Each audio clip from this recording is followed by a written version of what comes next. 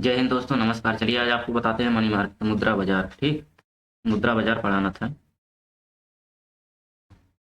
मुद्रा बाजार,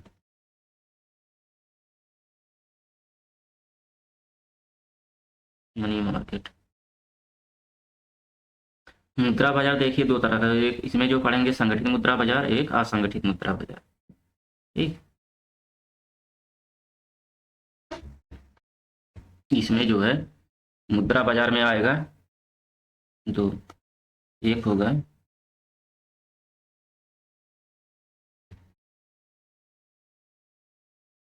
संगठित मनी मार्केट,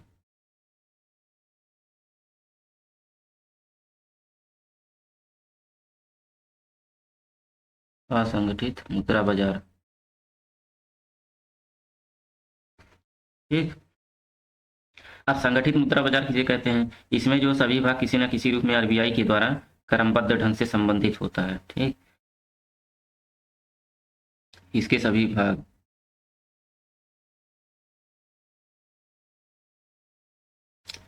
आरबीआई के आरबीआई के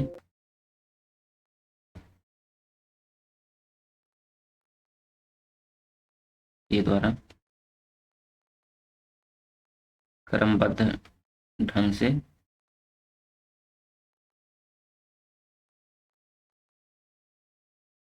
होता है। तब संगठित मुद्रा बाजार में जो है इसके सभी भाग जो है आरबीआई के द्वारा क्रमबद्ध ढंग से संबंधित होता है किसी न किसी रूप में। लेकिन संगठित मुद्रा बाजार में ऐसा नहीं होता। संगठित मुद्रा बाजार में क्या है, और एक चीज इसमें और देख लीजिए, संगठित मुद्रा बाजार में जैसे बीओबी हो गया, बैंक ऑफ बड़ौदा हो गया, एसबीआई हो गया, ठीक, पीएनबी हो गया, ये सब बैंक आते हैं, पीएनबी। लेकिन संगठित मुद्रा बाजार में जो सर्वाधिक प्रचलित प्रपत्र या हुंडी है, इसमें जो है असंगठित मुद्रा बाजार में सर्वाधिक प्रचलित प्रपत्र हुंडी है। इसके अंतर्गत क्या आएगा, ध्यान से देखिएगा। इसके अंतर्गत इसके अंतर्गत जैसे महाजन आ जाएंगे असंगठित मुद्रा बाजार में, जैसे महाजन, साहूकार, सेट्टी सेठ, यही सब आएंगे, सेठ मोठ यही सब। और इसमें bank of Baroda, SBI bank, NB bank, ये सब आएंगे। चलिए देखते हैं पूंजी बाजार, कैपिटल मार्केट किसे कहते हैं।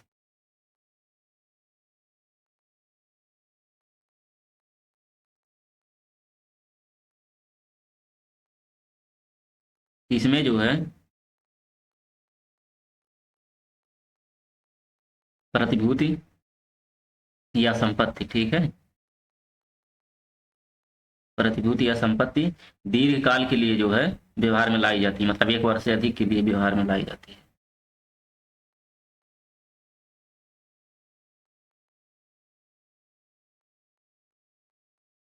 व्यवहार में लाई जाती है, ठीक। और इसके जो है पूंजी बाजार के कार्य क्या हैं? उन क्षेत्रों से जहां बचत अधिक है,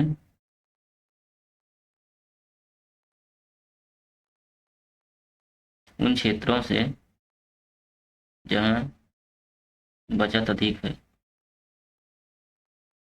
ठीक, जहां पर बचत सबसे ज्यादा है, वहां से पूंजी निकाल कर, वहां से पूंजी निकाल कर उन क्षेत्रों तक पहुंचाना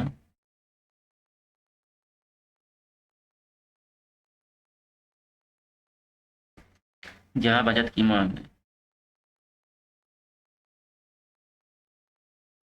ठीक, जहां पर बचत अधिक हो रहा है, ठीक है, उन क्षेत्रों से फिर उन क्षेत्रों तक पहुंचाना जहां बचत की मांग है।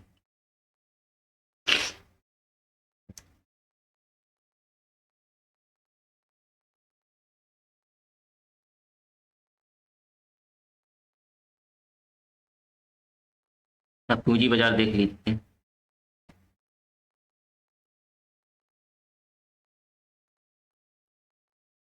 पूंजी बाजार दो तरह की होती है, प्राथमिक बाजार, द्वितीयक बाजार।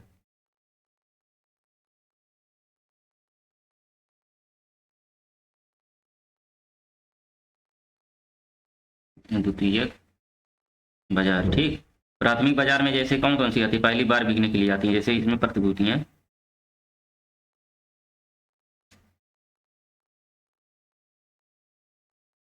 इसमें प्रतिभूतियां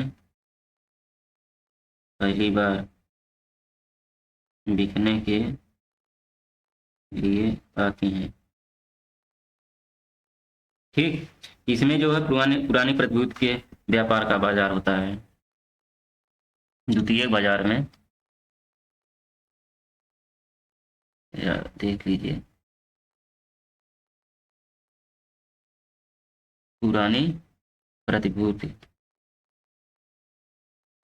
पुरानी प्रतिभूति के व्यापार का बाजार,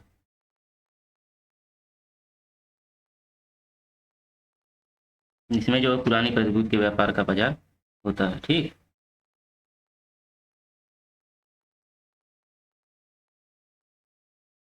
इसमें क्या क्या आएंगी, इसमें जो है घरेलू तथा विदेशी दोनों ही प्रकार के फंड की उगाही की जाती है। इसमें घरेलू प्लस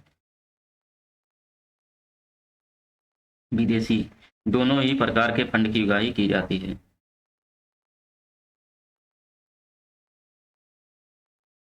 और जो पुरानी प्रतिभूति के मतलब व्यापार का जो बाजार होता है, मतलब द्वितीयक बाजार में, इसमें स्वीकृत प्राप्ति, ठीक है, इसमें स्वीकृत प्राप्ति और रजिस्टर्ड स्टॉक एक्सचेंज आते हैं।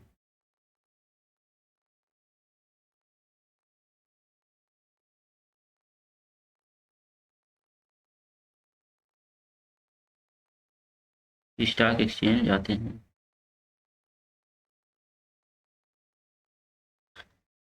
ठीक है। चलिए अब यहीं पे एक पॉइंट और देख लेते हैं, विमुद्रीकरण तथा कैशलेस अर्थव्यवस्था। पूंजी बाजार हो गया, इसके बाद चलिए देख लेते हैं विमुद्रीकरण तथा कैशलेस अर्थव्यवस्था। या तो जैसे पूंजी बाजार देखे हैं तो यहीं एक पॉइंट और देख लें, भारतीय मुद्रा बाजार। चलिए देख लेते हैं मुद्रा बाजार, ठीक। इसमें भारतीय मुद्रा बाजार में पहला पॉइंट देखते हैं, एकीकृत बाजार का अभाव होता है। एकीकृत बाजार का अभाव, भाई इसका क्या मतलब होता है, मतलब अलग अलग परिवहन साधनों के बीच संपर्क नहीं होता है, इसका मतलब। इसकी वजह से यात्रियों को कई तरह की मुश्किलों का सामना करना पड़ता है। और दूसरा है तार्किक ब्याज दर संरचना का अभाव, तार्किक ब्याज दर संरचना का अभाव, ठीक। ये भारतीय मुद्रा बाजार की विशेषता है। और दूसरा है, तीसरा है संगठित वित्त बाजार का ना होना,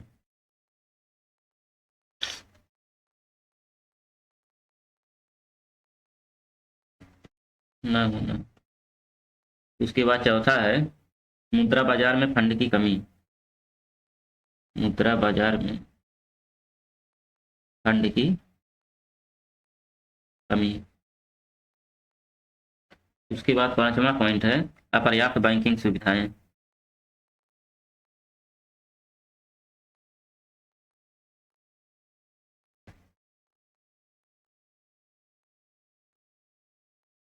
ठीक, अपर्याप्त बैंकिंग सुविधाएं। चलिए भारतीय मुद्रा बाजार की विशेषता हो गई, विशेषता। चलिए यहीं पर लिक्विडिटी भी पढ़ लेते हैं, मतलब तरलता, तरलता क्या है।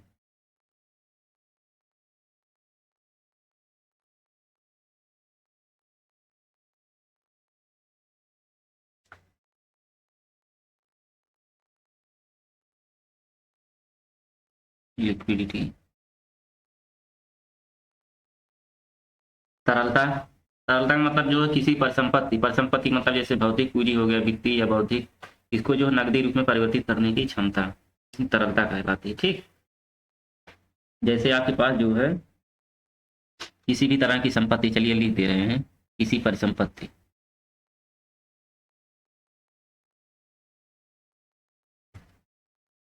किसी परिसंपत्ति है वो, उसमें जो कोई भी हो जा सकता है, जैसे भौतिक पूंजी, भौतिक हो गया, वित्तीय, वित्तीय या बौद्धिक, बौद्धिक पूंजी ये भी हो सकता है, को नकदी में परिवर्तित करने की क्षमता है, को नकदी में परिवर्तित करने की क्षमता क्या कहलाती है? तरलता कहलाती है। अब तरलता के निर्धारक क्या है? समय है, लाभ, हानि, तरलता के निर्धारक।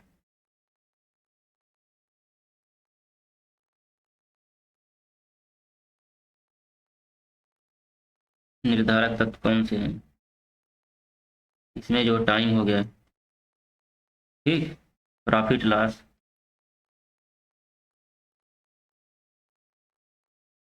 प्रॉफिट लॉस, लाभ हानि हो गया। और एक बात ये भी ध्यान दीजिए, यदि किसी पर संपत्ति कम समय में नकदी में परिवर्तित हो जाए तो वह ज्यादा तरल मानी जाएगी। जैसे कोई परिसंपत्ति है, ठीक है, परिसंपत्ति जो है कम समय में, कम समय में नकदी में परिवर्तित हो जाए, जब नकदी में परिवर्तित हो जाएगी तो वह ज्यादा तरल मानी जाएगी। ठीक, वर्तमान में सबसे ज्यादा तरल क्या है? सर्वाधिक तरल,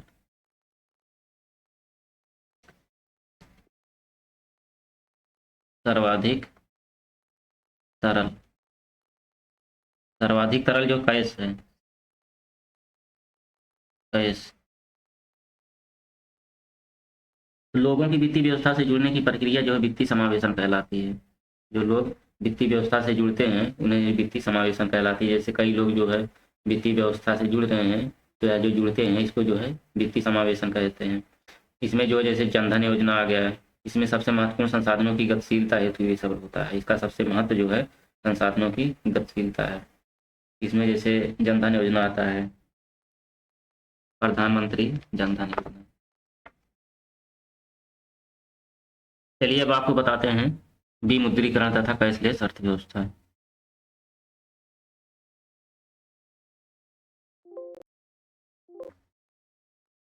विमुद्रीकरण तथा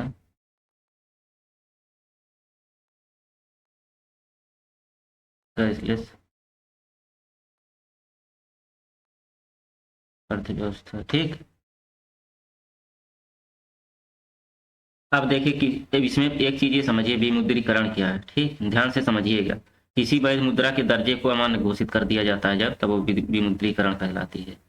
किसी वैध मुद्रा के दर्जे को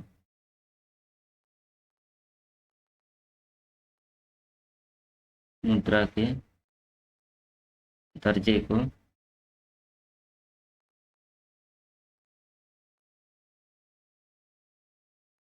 अमान्य घोषित कर दिया जाता है तो वह क्या कहलाएगी? विमुद्रीकरण। भारत में पहली बार, भारत में पहली बार विमुद्रीकरण पहली बार 1946 में, 1946 में 1000 और 10,000, 10,000 नोट का विमुद्रीकरण किया गया है। 10,000 नोट का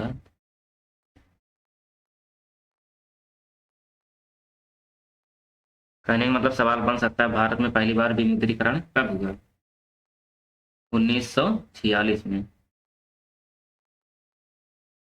इसमें क्या हुआ, जो 10,000 के नोट थे और 1,000 के नोट, इन दोनों नोटों का विमुद्रीकरण हुआ, दोनों नोटों को चेंज किया गया। ठीक, उसके बाद जो है 1978 में, 1978 में 1000, 500 और 10,000। बाप रे, 10,000 के नोट चलते थे। ये 5,000 का नोट था। 1,000, 5,000 और 10,000 के नोट का विमुद्रीकरण।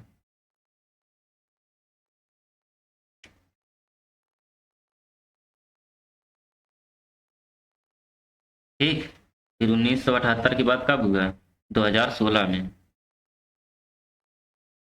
8 नवंबर 2016, मोदी जी के द्वारा, सुने होंगे मेरे भाइयों एवं भाई।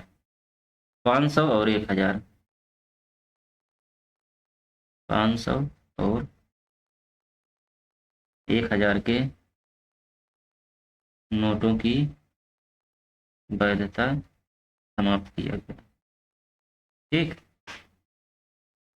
अब इससे लाभ क्या होता? ठीक है, मान लीजिए आपने नोट बदला है, उससे लाभ क्या पहुंचेगा?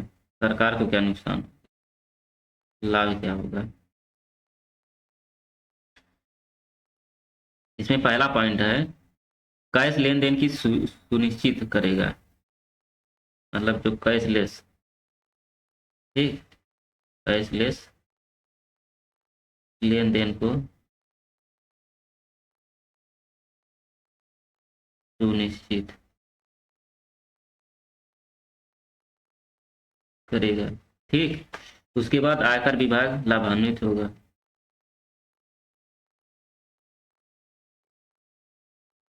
आयकर विभाग लाभान्वित होगा। ठीक। डिफाल्टरों को पकड़ने में मदद कर सकता है।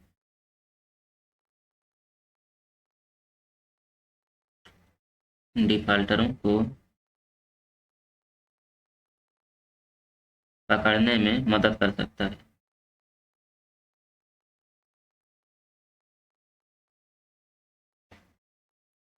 तीसरी सबसे बड़ी इसकी विशेषता ये है, जैसे धन उधार की दरों में कमी आएगी। धन उधार के दरों में कमी आएगी। ठीक। उसके बाद जो है ब्लैक मनी में गिरावट आएगी। सबसे बड़ी विशेषता यही है विमुद्रीकरण का, काला धन, ब्लैक मनी में गिरावट।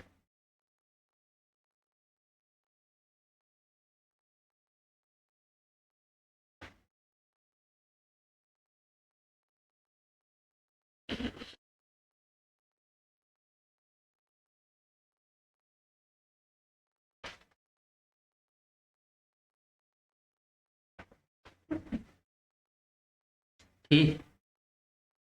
अब जैसे इसे विमुद्रीकरण से जो है क्या क्या होगा, ये तो हो गया लाभ। अब इससे अर्थव्यवस्था पर क्या असर पड़ेगा? सबसे बड़ी बात यही है।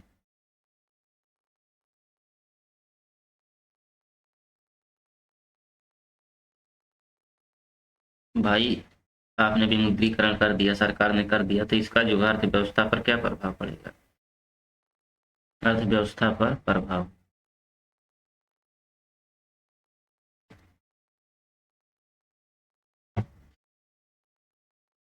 पहला देखिए, निवेश के अवसरों को पुनर्जीवित करेगा।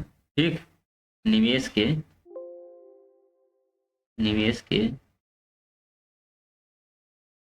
अवसरों को पुनर्जीवित करेगा।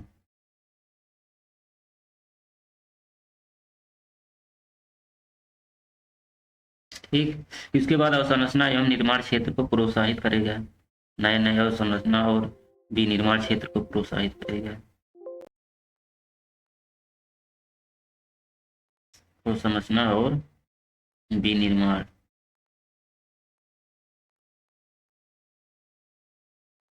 अवसंरचना और विनिर्माण क्षेत्र को प्रोत्साहित करेगा। उसके बाद मुद्रास्फीति में सुधार और जीडीपी बढ़ेगा।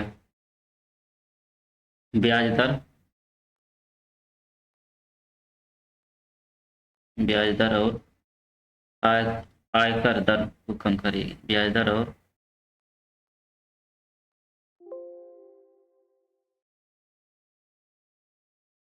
कम करेगी। उसके बाद मुद्रास्फीति। मुद्रास्फीति की स्थिति में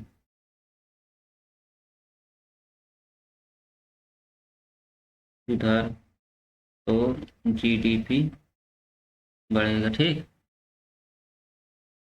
इससे अर्थव्यवस्था पर सबसे बड़ा प्रभाव यही पड़ेगा। मुद्रास्फीति की स्थिति में सुधार आएगा, जीडीपी बढ़ेगा, ब्याज दर आयकर दर में कमी आएगी और अवसंरचना, नए नए अवसंरचना और विनिर्माण क्षेत्र में वृद्धि होगी। निवेश के अवसरों को पुनर्जीवित करेगा, मतलब निवेश के अवसर मिलेंगे।